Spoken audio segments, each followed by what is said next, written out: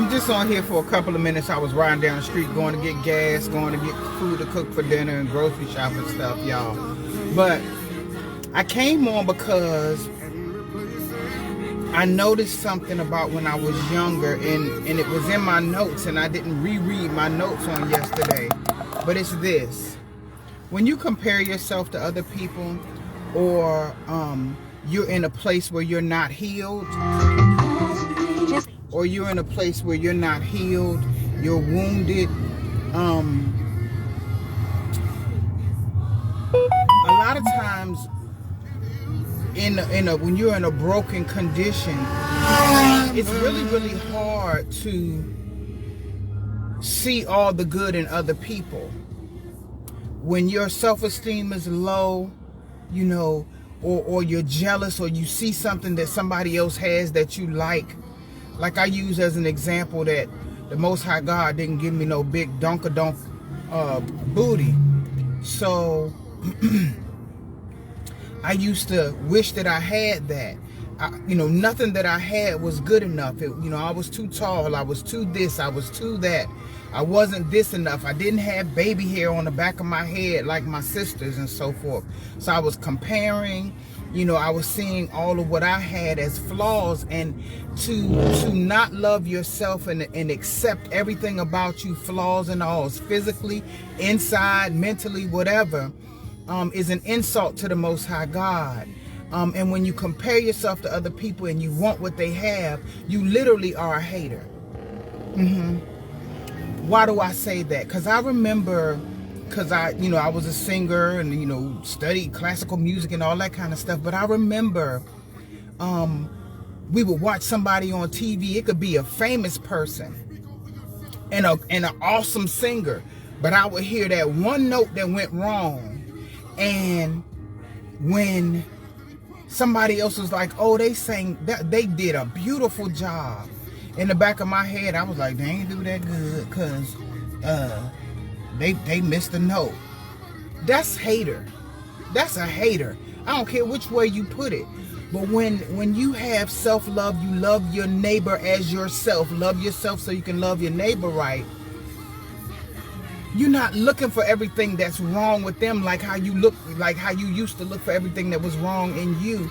You're looking for what's right in them so that you can help to build them up, because you built yourself up. You're empowered, so you empower others. So I came on to say that there's so many undercover haters, because we always walking around talking about, oh, I love myself, but you hate stuff about yourself. You hate stuff about your insides. And a lot of times we do the aesthetic thing. We look the part. We put on the right clothes. We beat our faces and get our nails and toes done, or men buy suits and get that fresh haircut with that fresh lineup.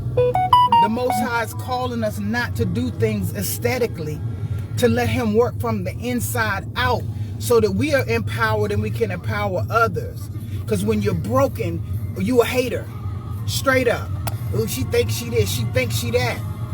It's because you're broken and you can't empower anybody else until you yourself are empowered. So I just came on here to say that.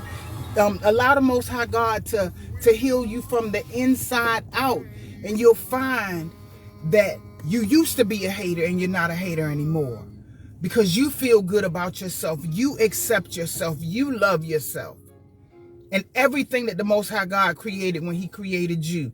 And anything that needs to be worked on, you're willing to allow Him to correct it, to heal it, to cut it out, to shut it off, or whatever the case may be.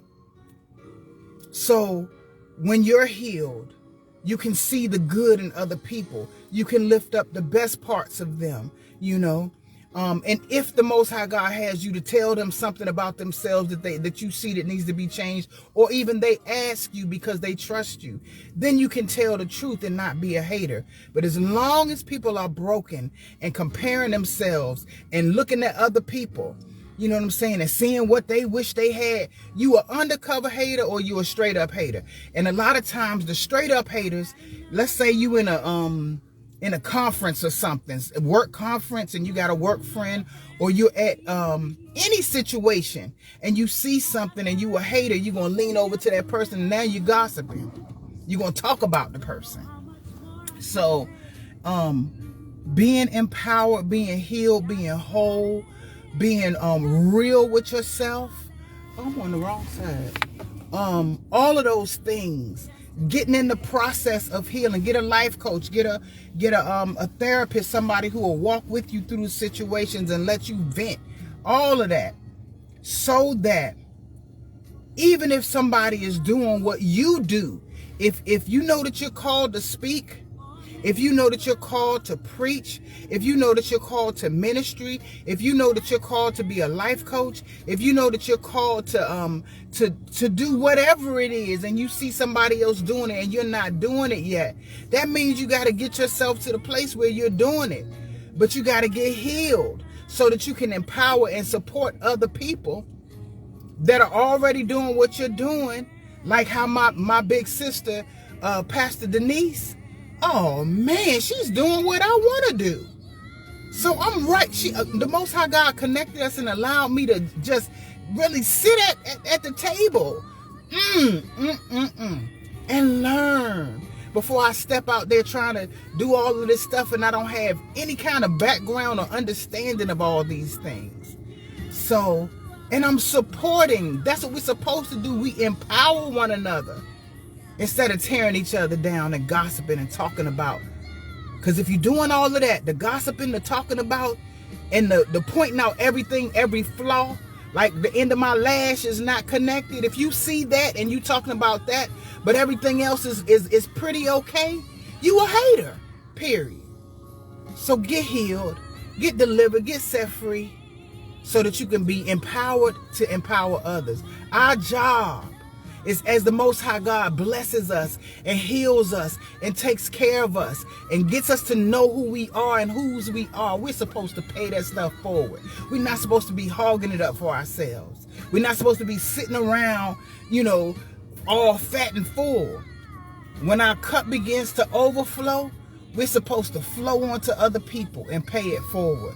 If you are in a place of healing and that you've gotten to a certain place where you just love yourself and you accept yourself and everything that the Most High God has created, and you're open to change, you're intentionally growing, it's your responsibility on your job and everywhere you go. If you at the nail shop, it's your responsibility to pay it forward. When the Most High God shows you somebody and he tells you to tell them something, go tell that woman or that young man something, or that man, whatever it is that he's telling you to tell them. It's your responsibility. And if you don't do it, you're being disobedient. Broken and wounded people are haters. I used to be one, because that's how I was broken and wounded. But once I got healed and whole, I see the beauty in everybody that I come across. That's what I want to encourage you to do. If you need me, I'm a life coach. I will coach you over the phone, Zoom, or wherever else. Bless you. Love you. Enjoy the rest of your day while I get my Sam's gas, y'all. Yesterday, I cried my last tear.